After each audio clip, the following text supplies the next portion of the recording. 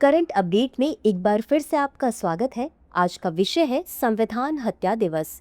सबसे पहले देख लेते हैं पूरे एपिसोड में किन किन मुद्दों पर बात करेंगे। जानेंगे चर्चा में क्यों संविधान हत्या दिवस, आपातकाल, संविधान में आपातकालीन प्रावधान और अंत में देखेंगे एक अभ्यास प्रश्न को। तो चलिए शुरू करते हैं।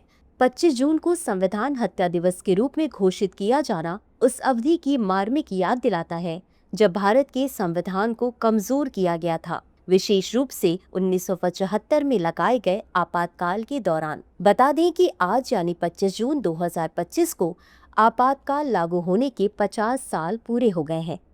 अब जान लेते हैं संविधान हत्या दिवस के बारे में।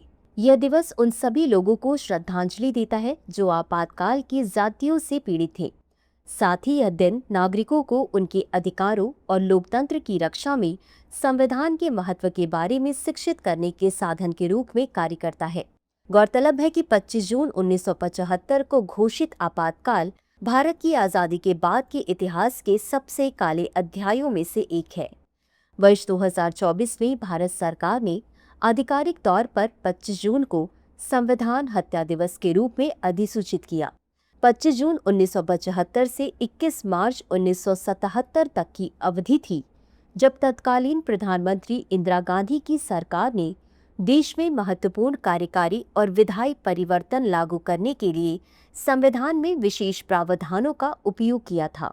आपातकाल की घोषणा से सत्ता का केंद्रीकरण हो जाता है, जिससे संघ को राज्य सरकारों को निर्देश देने की अनुमति मिल जाती है, जिससे वे केंद्र के पूर्ण नियंत्रण में आ जाते हैं, जिससे प्रभावी रूप से एकात्मक प्रणाली स्थापित हो जाती है। अब जान लेते हैं आपातकाल के बारे में। यह किसी देश के संविधान या कानून के अंतर्गत कानूनी उपायों और धाराओं को संदर्भित करता है। यह सरकार को असाधारण स्थितियों जैसे युद्ध, विद्रोह या अन्य संकटों जो देश की स्थिरता, सुरक्षा या भारत की संप्रभुता और लोकतंत्र के लिए खतरा बनते हैं, पर त्वरित और प्रभावी ढंग से प्रतिक्रिया करने में सक्षम बनाता है।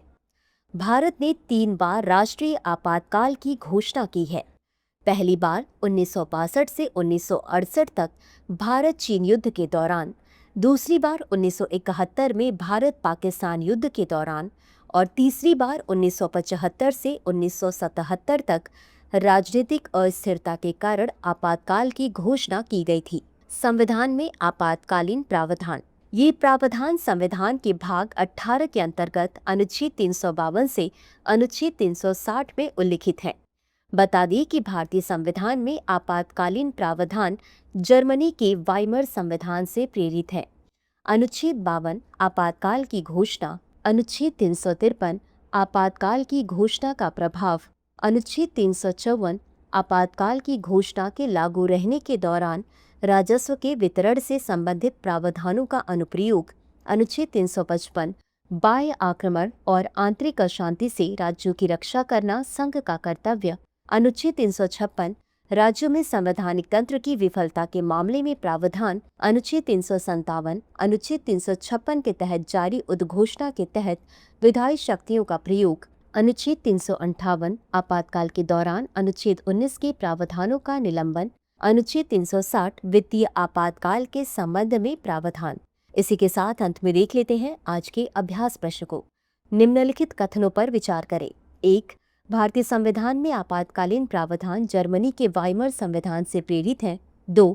भारतीय संविधान का अनुच्छेद 360 वित्तीय आपातकाल से संबंधित है। उपर्युक्त में से कौन सा या कौन से कथन सही नहीं है या नहीं है? ए केवल 1, बी केवल 2, सी 1 और 2 दोनों, डी न तो 1 और न ही 2।